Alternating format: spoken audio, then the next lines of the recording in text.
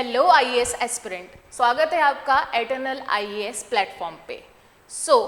बिना time waste करे let's start with lecture number 1, that is historical background. Obviously history जानना बहुत ज़रूरी है जब आप प्रेजेंट में किसी चीज़ को पढ़ रहे हो। तो हिस्टोरिकल बैकग्राउंड पे यूपीएससी ने बहुत बार क्वेश्चंस पुट फॉरवर्ड करे हैं जो एक एस्पिरेंट को बहुत इंपॉर्टेंट है जानना, ताकि उसके कॉन्सेप्ट्स क्लियर रहें और वो क्वेश्चंस अटेम्प्ट कर पाए। So let's start.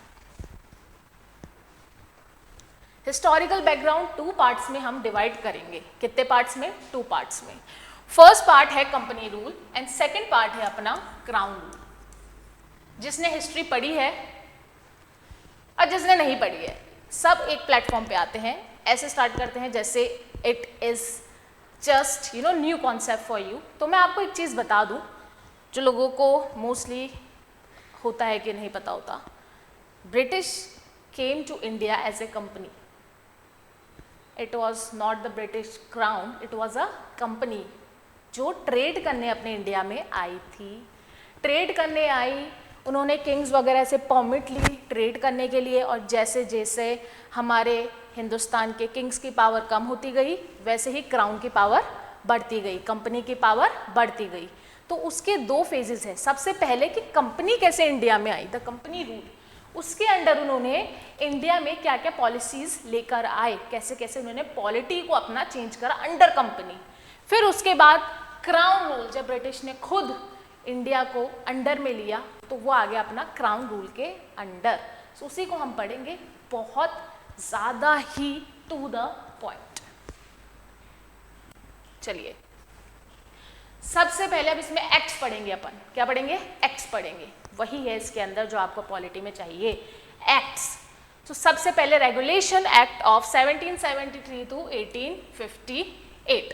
अब देखो क्या हो रहा है, कंपनी क्या चाह रही है। कंपनी, आप कहीं पे अपना चीज़ को एस्टेब्लिश करते हो तो आपका वहाँ का जो पॉलिटिकल सराउंडिंग है वो अपने हित में करना बहुत ज़रूरी होता है।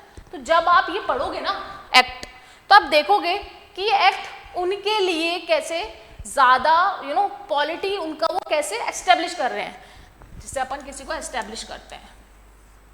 कंपनी है वो अपने आप को एस्टेब्लिश कर रही है इंडिया के अंदर। तो जो ब्रिक्स है, आप एक दीवार बनाते हो और एस्टेब्लिश करते हो अपने आप को, तो ब्रिक्स से करते हो ना, ब्रिक्स से बनती है दीवार। तो ये ब्रिक्स ही एक्ट है। कंपनी को कंपनी बनाने के लिए, यहाँ पे एस्टेब्लिश करने के लिए वो जो ब्रिक्स लगाई हैं वो ये एक्ट के थ्रू ला रहे हैं, ताकि जो इनकी पॉलिटी है वो इनको क्या कर सके, सपोर्ट कर सके। तो सबसे पहला एक्ट है 1772 टू 1858। ठीक है, सबसे पहले designated governor of Bengal as the governor general of Bengal. अब क्या कर रहे हैं, ये डेजिग्नेट अपवर्ड कर रहे हैं। सबसे मेन पॉइंट है कि गवर्नर जनरल ऑफ बंगाल को क्या बनाया, गवर्नर ऑफ बंगाल को गवर्नर जनरल ऑफ बंगाल बनाया। ये आपका फर्स्ट पॉइंट है, ये बहुत मेन पॉइंट है। और first governor general of Bengal कौन था? Lord Warren Hasting. Please note that point. Second, provided for the establishment of a supreme court Calcutta. Obviously chaos होंगे, कोर्ट की बहुत ज्यादा नीड थी, क्योंकि कंपनी में भी तो कैओस होते हैं ना, राइट, लड़ाई झगड़े होते हैं। उसके लिए उन्होंने क्या करा, सुप्रीम कोर्ट एस्टेब्लिश करा। Second, third, required code of directors body to company report on its revenue, civil and military affairs in India।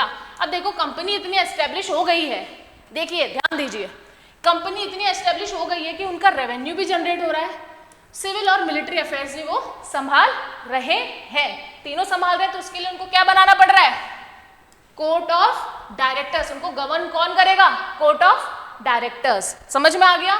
पूरा पॉइंट क्लियर है? इसके मेन 3 पॉइंट है, ये आप नोट डाउन करिए कि क्यों है। ठीक है, नेक्स्ट, पिट्स। नेक्स्ट है अपना, I think 1 second, okay okay okay. Next है Pitt's India Act 1784। This is also one of the good act जो हमें याद करना है। और इसमें दिया क्या है, मेन चीज क्या है एक्ट का, हमें वो चीज याद करनी है कि उस एक्ट में एक्चुअली में है क्या। क्वेश्चंस वहीं से बनते हैं।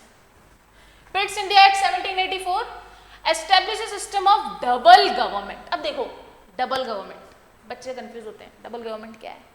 डबल गवर्नमेंट ये है सर, एक कोर्ट ऑफ डायरेक्टर्स हमने पिछले वाले में देखा, कोर्ट ऑफ डायरेक्टर्स बनाया, राइट? अब आप धीरे धीरे देखोगे ना, ये आप अगर ये अपने अपने दिमाग में डाल लिया, जैसे जैसे कंपनी की पावर बढ़ रही है, क्या हो रही है? कंपनी की पावर बढ़ रही है, ब्रिटिश क्राउन क्या चाहता है? ब्रिटिश क्राउन उसको कंट्रोल कर रही है। क्या कर रही है? देखो एक बात बताओ, गवर्नमेंट ऑफ इंडिया है, राइट? और हमारे बहुत ज़्यादा बिलियनियर्स हैं इंडिया के अंदर, क्या वो उनको कंट्रोल करने के लिए पॉलिसीज़ नहीं बनाते? अगर बिलियनियर्स ही अल्टीमेटम पावर हो जाएंगे इंडिया के अंदर, तो गवर्नमेंट ऑफ इंडिया को भी तो प्रॉब्लम आएगी उसको रेगुलेट करने में।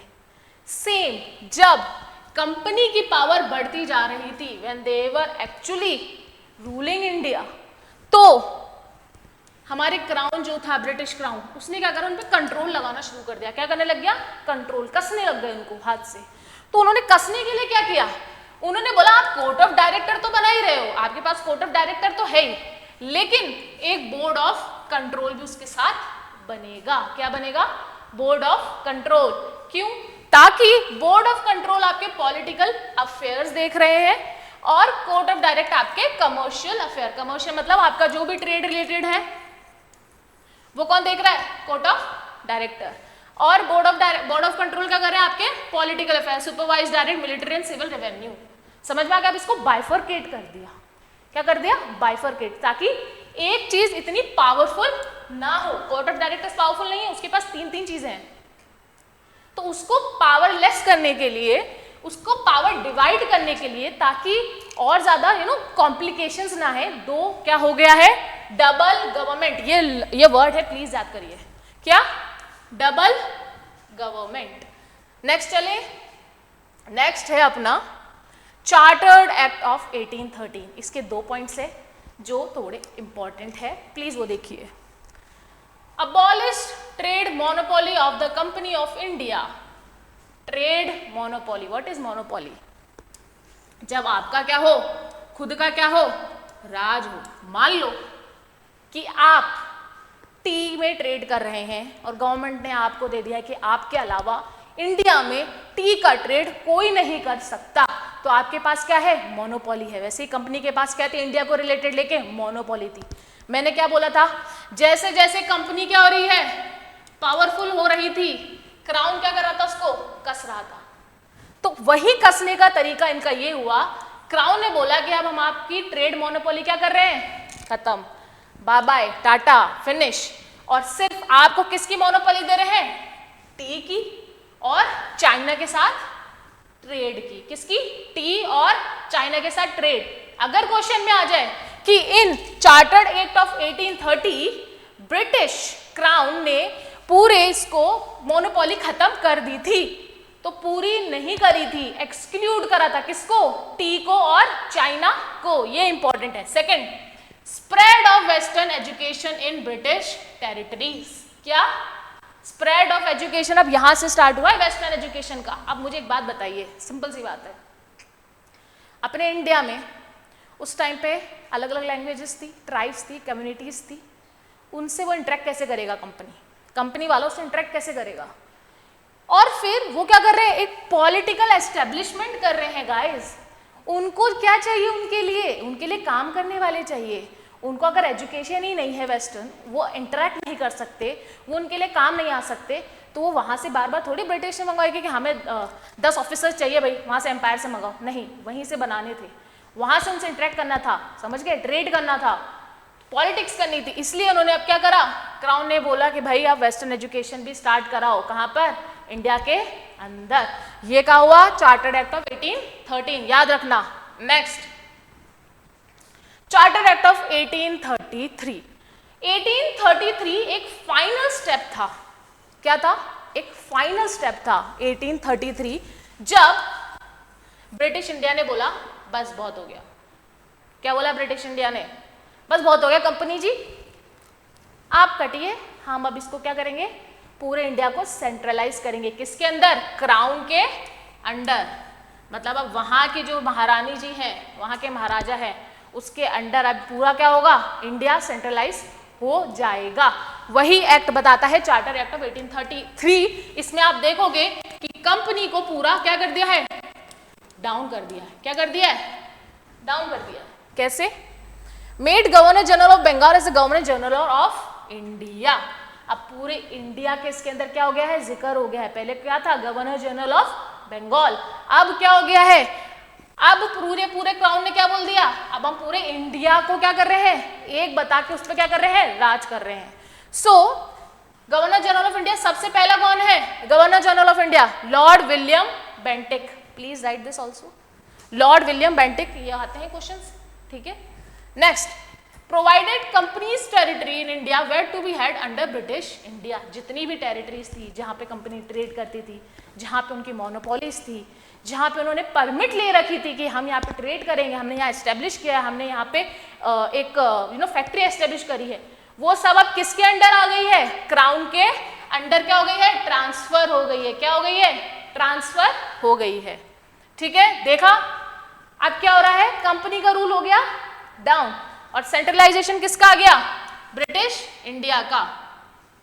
इसमें एक ये एक्ट है चार्टर्ड एक्ट ऑफ 1853। अब देखना, अब इसमें एक चीज और है जो यूपीएससी एस्पिरेंट को देखनी है। ये प्लीज प्लीज प्लीज ध्यान रखिए, रेक्टिफिकेशन यूपीएससी के लिए नहीं है। यूपीएससी के लिए है ट्रेंड से चलना, दिमाग से सोचना और एनालाइज करना। अगर आपने एनालाइज किया होगा तो जितने भी एक्ट्स हैं वो क्या कर रहे हैं, कंपनी की पावर को धीरे धीरे धीरे धीरे डाउन कर रहे हैं। जब आप इसको पूरे एक्ट्स को देखोगे 1773 से जब ये स्टार्ट हो रहा है, ठीक है, और अभी अपन कहाँ है 1833, देखिए कंपनी की जो पावर है वो डाउन होती जा रही है। तो दिमाग में ये चीज़ करो कि जब भी इससे रिलेटेड क्वेश्चन आए प्लीज़ ईयर को कंसिडर करो कौन सा एक्ट है, और देखो कि कंपनी को इतनी पावर नहीं हो सकती। उसके जो स्टेटमेंट्स है वो पढ़ के आप अपने आप अंदाज़ा लगा सकते हो कि ये स्टेटमेंट राइट है कि रॉन्ग है। जैसे कि आप देखिए क्राउन का ये रूल आया चार्टर एक्ट ऑफ 1853, ठीक है। अब देखो इसमें क्या हो रहा है, इसमें कंपनी अपनी अथॉरिटी ले रही है, ठीक है। अब कंपनी गाइड कर रही है, कंपनी अपनी अथॉरिटी खत्म कर रही है, और कौन गाइड कर रहा है? क्राउन गाइड कर रहा है, ठीक है। अब क्राउन क्या चाहेगा? क्राउन चाहेगा कि भाई अब यहाँ पे क्या हो, पॉलिटिकल एस्टेब्लिशमेंट। क्या चाहेगा? पूरी पॉलिटिकल एस्टेब्लिशमेंट। उसको चलाने के लिए उसको क्या चाहिए? एम्प्लॉयज चाहिए, ठीक है। और एम्प्लॉयज को क्या चाहिए? एजुकेशन चाहिए। क्या चाहिए? एजुकेशन चाहिए। और एजुकेशन वाले लोग क्या मांगेंगे? रिप्रेजेंटेशन। क्या मांगेंगे? एक अनएजुकेटेड इंसान है, उसको नहीं पता कि हम पॉलिटी में ये सारी चीज़ें कर सकते हैं, हम एक रिप्रेजेंटेटिव होते। लेकिन अगर आपने एक एजुकेट करा है इंडियन को, for example Mahatma Gandhi, he was an educated person, he know कि हमारे राइट्स क्या है। इसलिए तो जब वो आए तो ही वॉज लाइक शॉक्ड कि यार हमारे तो राइट्स अलग है, I am a lawyer, I know everything. So जब आप इंडियन को एजुकेट करोगे तो उसको क्या देना पड़ेगा? रिप्रेजेंटेशन देना पड़ेगा। तो अब एक्ट्स में क्या होगा? इंडियन को खुश करा जाएगा। क्या करा जाएगा?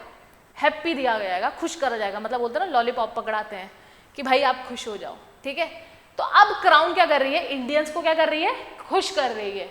अब जो भी एक्ट्स देखोगे ना आप 1853 के बाद, अब इंडियंस को क्या करा जा रहा है? खुश करा जा रहा है। अरे अच्छा सर आप ये रिप्रेजेंटेशन ले लीजिए, अच्छा सर आप हमारे अंडर रहिए, ये रिप्रेजेंटेशन ले लीजिए, हम आपको रूल करेंगे ना अच्छे से, आप क्यों टेंशन ले रहे हो। अब वही एक्ट आएंगे। अब ये दिमाग में रखो कि 1853 के बाद जो भी एक्ट आएंगे वो इंडियंस को वो होते ना खुश करने के लिए रखे जाएंगे, ठीक है। उससे पहले जो एक्ट थे 1853 से पहले वो क्या था? वो ब्रिटिश का जो कंपनी थी उसको डाउनफॉल करने के लिए एक्ट थे, ठीक है, उनको कंट्रोल करने के लिए एक्ट थे। अब 1853 के बाद जो भी एक्ट आएंगे वो किस चीज़ के लिए आएंगे? इंडियन को एक रिप्रेजेंटेशन देने के लिए और उनको खुश करने के लिए। और वो खुशी खुशी खुशी खुशी जब आगे आएगी, लास्ट में क्या होगा? अपन इंडिपेंडेंट हो जाएंगे। कहेंगे जब इंडियंस को समझ आया कि यार ये तो खुश करना चाह रहे हैं पर एक्चुअली में ये हमें पावर दे नहीं रहे हैं। किसी को खुश करना और किसी को पावर देना इज अ डिफरेंट थिंग। ठीक है। 1853 में अपन देखेंगे इसका first impact. It separated legislative executive functions of the governor general council. अब गवर्नर जनरल काउंसिल को एक तरीके से पूरी पावर नहीं दी गई, उसको बोला फंक्शंस क्या होंगे, सेपरेट किए जाएंगे सर, सब फंक्शंस क्या होंगे, सेपरेट होंगे। Next, open competition and recruitment of civil servant, Macaulay committee, ये याद रखिए, MACAULAY कमिटी। अब देखिए मैंने कहा था ना इंडियंस को खुश करेंगे, ये देखिए ले आए ना कमिटी। इंडियंस ने बोला भाई हमें तो सिविल सर्वेंट्स बनने ही नहीं दिया जा रहा। उन्होंने बोला अरे सर आप क्यों टेंशन ले रहे हो, आइए ना कंपटीशन में आइए, आपके लिए हम डालते हैं कंपटीशन। अब आप पता कंपटीशन कितना हार्ड था यार, there was other language than Indian, वहाँ पे जाने के लिए वहाँ पे चीज़ें इतनी कंपल्शन थी, और यू नो उस टाइम पे education in India was very nil. तो मतलब वही खुश वाली चीज़ हो गई कि आप आइए ना, पर कंपटीशन टफ है, समझ गए। Second, first time local representation in Indian legislative council. अब लोकल लोगों को रिप्रेजेंटेशन दिया गया किसमें, काउंसिल के अंदर, कि आइए सर आप लोकल रिप्रेजेंटेशन करिए। कौन से 4 जगह थे, अब ये देखिए इंपॉर्टेंट। लोकल रिप्रेजेंटेशन सबसे पहले कहाँ स्टार्ट करा, क्वेश्चन बन सकता है गाइस, मद्रास, बॉम्बे, बंगाल, आगरा। MBBA ऐसे याद करिए, MBA होता है ना तो B को 2 बार कर दीजिए, MBBA, गॉट इट। नेक्स्ट चलते हैं। अब देखो क्या होता है, अब पूरी तरीके से क्राउन रूल आ चुका है, क्राउन ने बोल दिया है कि हम सेंट्रलाइज कर रहे हैं इंडिया को, तो क्राउन रूल आ गया है। 1858 to 1947, obviously 1947 we got our India back, okay. So revolt of 1857 में हुआ क्या था, सिपॉय म्यूटिनी। सिपॉय म्यूटिनी आपने पढ़ा होगा। सिपॉय म्यूटिनी जब हुआ तो क्राउन को रियलाइज हुआ कि इंडिया इतना आसान नहीं है हैंडल करना। समझ में आ गया क्या, इंडिया इतना आसान नहीं है हैंडल करना, क्योंकि जिन लोगों को इन्होंने डिप्लॉय करा था, जिन लोगों को उन्होंने डिप्लॉय करा था उनकी खुद की आर्मी में, दैट वर इंडियंस, उन्होंने खुद ने ही रिवॉल्ट में साथ दिया था। उन्होंने खुद ने बोला कि no we are not accepting British, no. तो उनको ये चीज़ पता चली कि सिपॉय म्यूटिनी से कि इंडिया को हैंडल करना आसान नहीं है, एंड दैट्स वाई हमें उन्हें थोड़े बहुत राइट्स देने होंगे, हम उनको पूरा सप्रेस नहीं कर सकते। इसलिए सिपॉय म्यूटिनी में क्या हो गया, अबॉलिश ईस्ट इंडिया कंपनी, पूरी की पूरी तरीके से उसको खत्म कर दिया गया। सिपॉय म्यूटिनी के बाद से उन्होंने बोला कि कंपनी झेल नहीं पा रही है, अब इसको क्राउन ही झेलेगी, ठीक है। And transfer the power to the British crown, British crown को पूरा ट्रांसफर कर दिया गया कि अब पूरा कौन संभालेगा, ब्रिटिश क्राउन संभालेगी। गवर्नमेंट ऑफ इंडिया एक्ट और for the act of good governance of India. अब देखो क्या था, मरहम लगाना पता है ना, जख्म दो और मरहम लगाओ, ठीक है। तो उन्होंने क्या बोला, लोगों ने कंप्लेन करी और हमारे साथ इतना गलत हुआ, ये हुआ वो हुआ।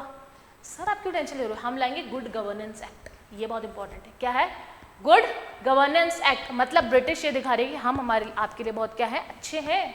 सर वो तो कंपनी थी, हम क्राउन है, हम आपके लिए अच्छा करेंगे।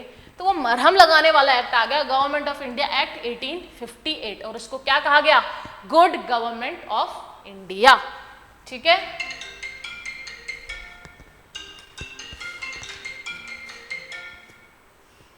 ठीक है, नेक्स्ट आते हैं गवर्नमेंट ऑफ इंडिया एक्ट 1858, वही अपना गुड गवर्नेंस ऑफ इंडिया अपन पढ़ते हैं, एक्चुअली में है क्या।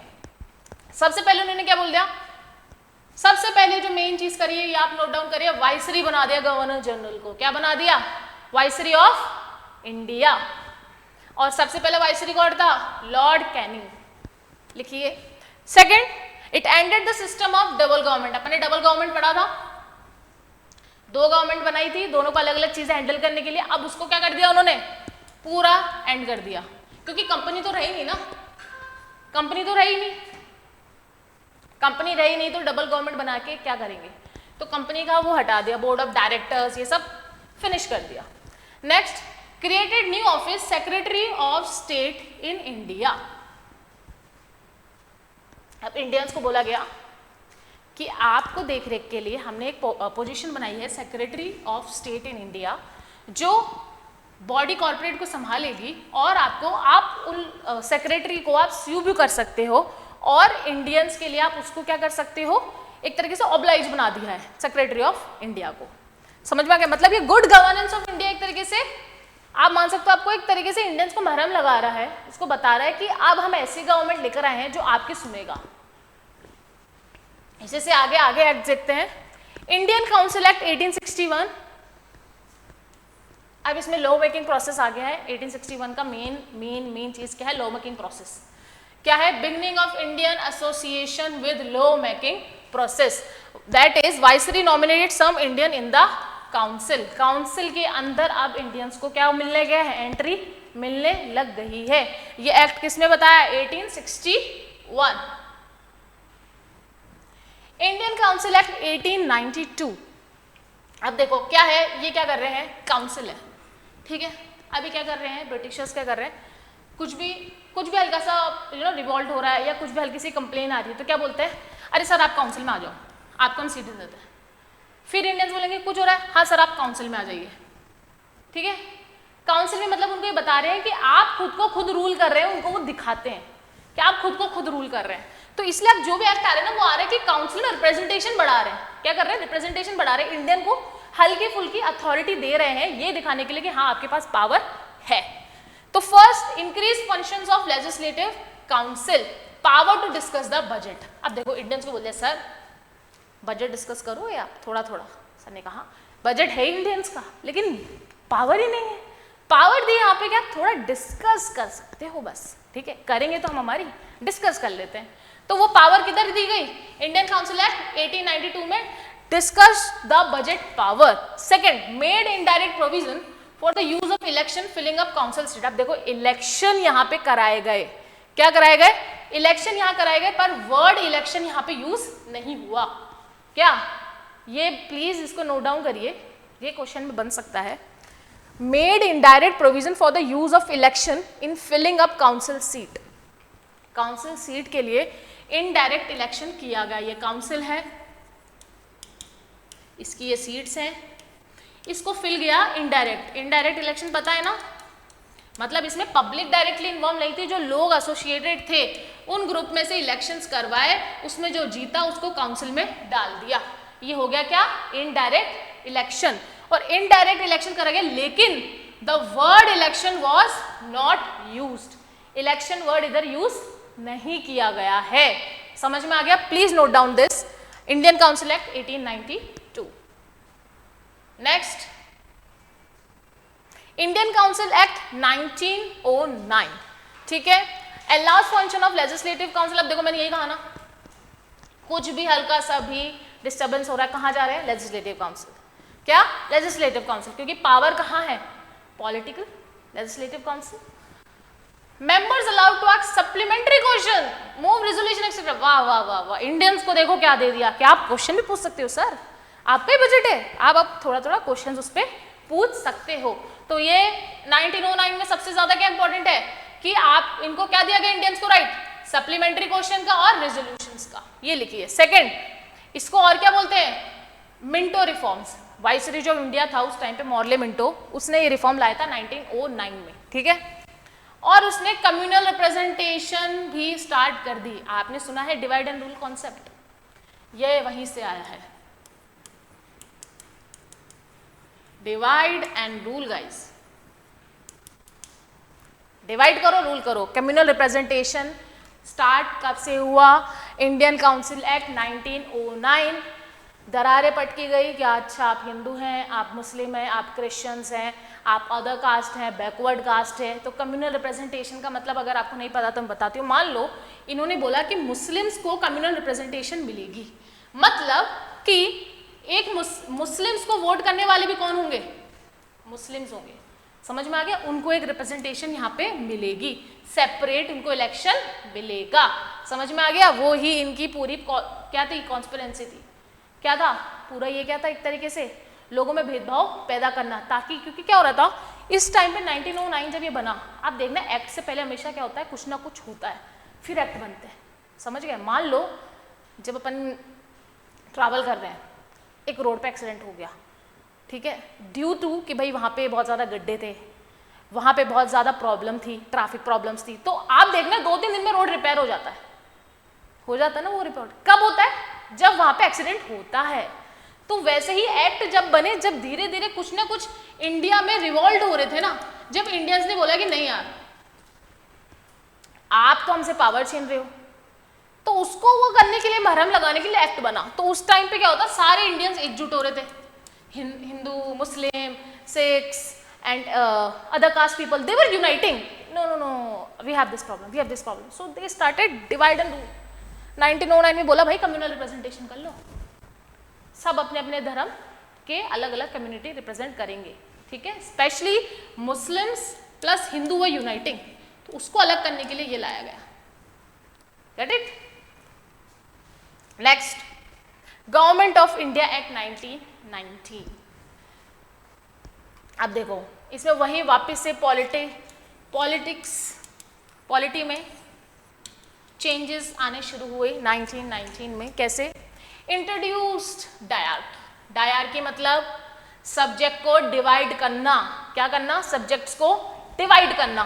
कैसे डिवाइड किया? एक हो गया ट्रांसफर्ड सब्जेक्ट, हो गया रिजर्व सब्जेक्ट। अब देखो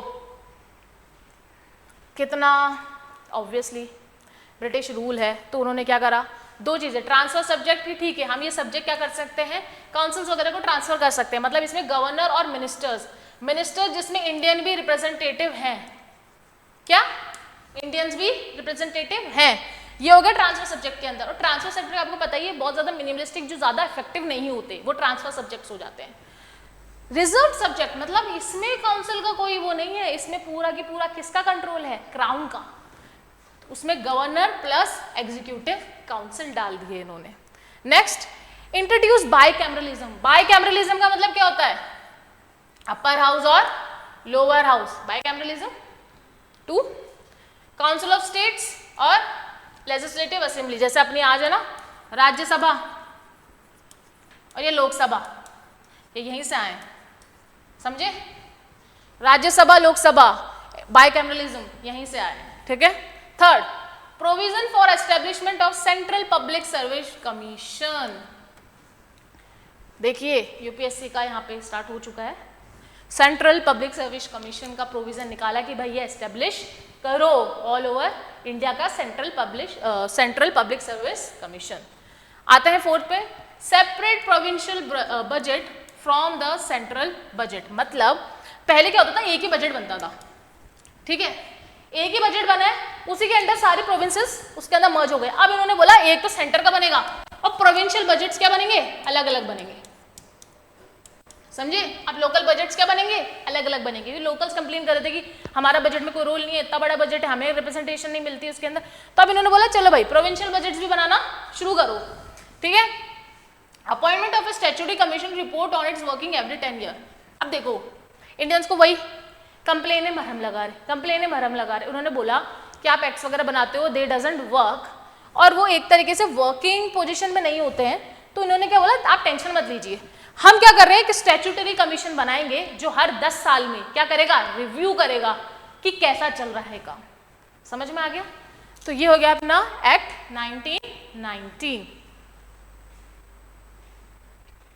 ठीक है। अब देखो एक्ट 1919 में देखो अपन ने पढ़ा क्या था, स्टैट्यूटरी कमीशन बनाएंगे हर 10 साल में, क्या करने के लिए, रिव्यू करने के लिए इंडिया की कंडीशन। अब देखो हुआ क्या, उस टाइम पे एक बहुत बड़ा ब्लंडर हो गया कि इन्होंने बोला 10 साल में बनाएंगे, 10 साल में आएगा, लेकिन हुआ क्या, एक साइमन कमीशन सिर्फ 8 साल में आ गया, मतलब 2 साल पहले ही वो आ गया। और सबसे बड़ा ब्लंडर क्या हुआ, आप इंडिया को ही क्या कर रहे हो, देखने आ रहे हो और उसमें इंडियंस ही नहीं है, रिव्यू कर रहे हो इंडिया को और उसमें इंडियंस ही नहीं है, every other person was British. People were very like what, आप हमें रिव्यू करने आ रहे हो और हमारे इंडियंस ही नहीं है उसके अंदर रिप्रेजेंटेटिव, तो आप कैसे पता चलोगे हमारी कंडीशन क्या है। So famous incident Simon go back rally is held और वो सारी चीजें हुई। उसके बाद आया हमारा एक्ट, वही वापस से गवर्नमेंट ऑफ इंडिया एक्ट 1935। देखो उसके बाद, ठीक है, 1935। अब क्या हुआ, जब साइमन कमीशन कॉन्स्टिट्यूट हुआ, लोगों ने रिवॉल्ट करी, साइमन गो बैक, समझ गए ब्रिटिश क्राउन कि भाई वापस से रिवॉल्ट हो रहा है। वही जैसे पहले हुआ था सिपॉय म्यूटिनी में, हमने गुड गवर्नेंस एक्ट लेकर आए थे, अब वापस से रिवॉल्ट हो गया, साइमन गो बैक। इंडियंस को समझ आ गई है, Indians are educated now, Indians know कि उनकी क्या वैल्यू है, you are ruling in our land. Now Indians was like no, we can't let it happen. तो उन्होंने वापस एक एक्ट लेकर आए जो लगा कि भाई इंडियंस को और थोड़ी पावर उसमें दी गई, और उस एक्ट को बोला गया 1935. This is the most important act जिसमें पहले प्रीवियस क्वेश्चन आ चुके हैं. प्लीज इसको एकदम ध्यान से देखना, ठीक है, बहुत ही इंपॉर्टेंट है. ठीक है, first established all India federation. All India federation उन्होंने एक एस्टेब्लिश करी. अब इंडिया का पूरा एक तरीके से होल उसको लिया गया और एक ऑल इंडिया फेडरेशन इसके अंदर एस्टेब्लिश की गई. Second, divided the power federal, provincial and concurrent. मतलब अब जो पावर थी, लिस्ट थी, उनको बोला गया ये तो पूरा सेंटर संभालेगा अपना, प्रोविंशियल गवर्नमेंट्स संभाल लेगी, लोकल गवर्नमेंट्स, और कॉन्करेंट मतलब ये दोनों मिलके संभालेंगे. समझ में आ गया? लिस्ट को डिवाइड कर दिया गया. फेडरल में 59, प्रोविंशियल में 54 सब्जेक्ट्स है और कॉन्करेंट में 36 सब्जेक्ट्स हैं. ठीक है. थर्ड, इंट्रोड्यूस्ड बाइकैमरलिज्म इन 6 प्रोविंसेस. अब प्रोविंसेस में भी बाइकैमरलिज्म आ गया. बाइकैमरलिज्म मतलब अपर हाउस, लोअर हाउस. ठीक है, पहले कहां था? ये सिर्फ सेंटर में था. ठीक है, अब इसको किस में डाल दिया गया? प्रोविंसेस में. समझ में आ गया? स्टेट्स में भी इंप्लीमेंट कर दिया गया. Fourth, extended voting rights. पहले वोटिंग राइट्स बहुत ही लिमिटेड लोगों को दिए जाते थे. आपको एक क्राइटेरिया फुलफिल करना पड़ता था, जब जाके आपको मिलता था कि आपको वोटिंग राइट्स है. अब वोटिंग राइट्स को और एक्सटेंड कर दिया गया. मतलब आप 10% इंडियंस को वोटिंग राइट्स मिल गया है. कितने परसेंट? 10% इंडियंस. ठीक है. Next, establish reserve bank of India. देखिए आरबीआई को यहाँ पे क्या करा गया? एस्टेब्लिश करा गया. 6, provided establishment of federal provincial joint public service commission. मतलब पहले क्या थी? सेंट्रल थी पब्लिक सर्विस कमीशन, सेंट्रल थी. अब उसको क्या कर दिया गया? जॉइंट में भी कर दिया गया पब्लिक सर्विस कमीशन. प्रोविंशियल्स में भी कर दिया गया. प्रोविंशियल्स मतलब स्टेट्स वगैरह में भी अपनी खुद की सर्विस कमीशन एस्टेब्लिश करने के लिए दी गई. Next, 7th, establishment of federal courts. अब देखो क्या हुआ, हर चीज सेंट्रलाइज थी. क्या थी? हर चीज सेंट्रलाइज थी. अब उनको क्या कर दिया? स्टेट में क्या कर दिया? सीप डाउन कर दिया गया. क्या कर दिया गया? स्टेट में, प्रोविंसेस में भी डाल दिया गया. कोर्ट को भी प्रोविंसेस में डाल दिया, सर्विसेज को भी, इसको जॉइंट पब्लिक सर्विस में डाल दिया, फेडरल में प्रोविंसेस में डाल दिया. समझ में आ गया?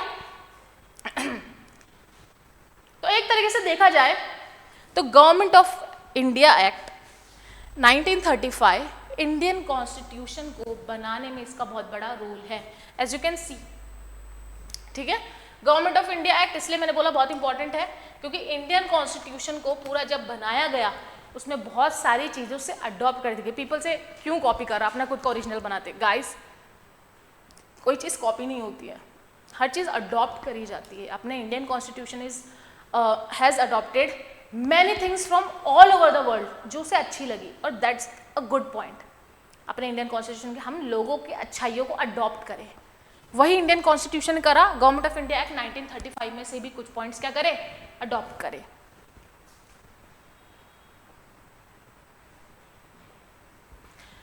Indian independence act 1947. अब क्या हुआ? इसके बाद सबसे मोस्ट इंपॉर्टेंट एक्ट आया 1947 का. मतलब इंडिया को अब क्या मिल गई है? इंडिपेंडेंस मिल गई है सर. सो सबसे पहले provided for partition of India हो गया भाई. इंडिया और पाकिस्तान अलग हो चुकी है, 2 प्रोविंसेस बन चुकी है. ठीक है. इंडिपेंडेंट डोमिनियन दे चुके हैं. डोमिनियन का मतलब ये है कि अभी भी क्राउन का थोड़ा बहुत क्या है? कंट्रोल है. क्या है? थोड़ा बहुत कंट्रोल है. बट उससे जो डोमिनियन कंट्री है वो अपने आप बाहर निकल सकती है. It's on their views. ठीक है. Second, abolish the office of viceroy and provincial governor general for each dominion. Obviously अब जो पोस्ट थी उनको क्या कर रहे हैं? वो अबॉलिश कर रहे हैं. अब जरूरत है? नहीं है जरूरत, क्योंकि इंडिया क्या हो गया है? इंडिपेंडेंट हो गया है. Empowered constitution assembly to adopt any constitution. Obviously now we will make our own constitution.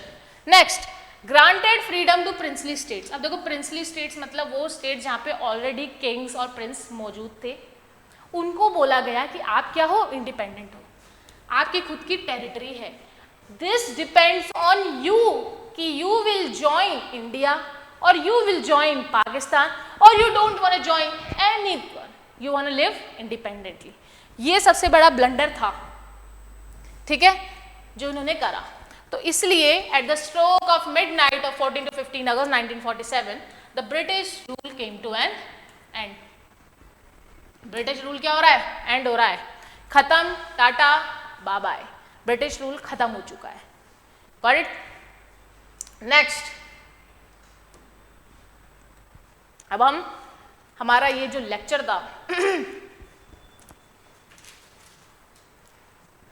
Historical background का जो हमारा लेक्चर था वो खत्म हो चुका है। सो एक बार टेस्ट करते हैं कि आपने इस लेक्चर से कैसे किया। एक छोटा सा test, let's see. The government of India act 1935 led to the establishment of which among the following institution. अभी अपन ने पढ़ा 1935, मैंने कहा था बहुत इंपॉर्टेंट एक्ट है। बताइए इनमें से कौन कौन से इंस्टीट्यूशन उसने लिए हैं।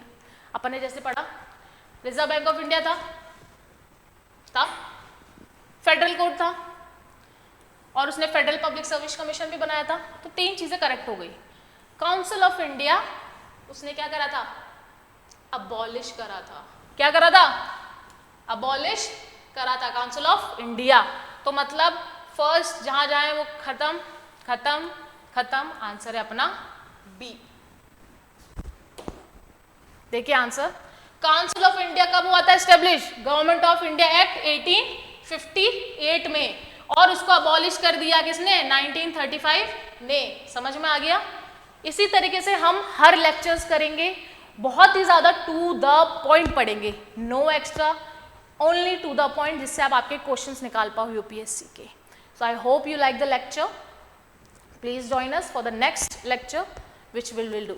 Thank you so much for joining us at Eternal IAS platform. Have a good day.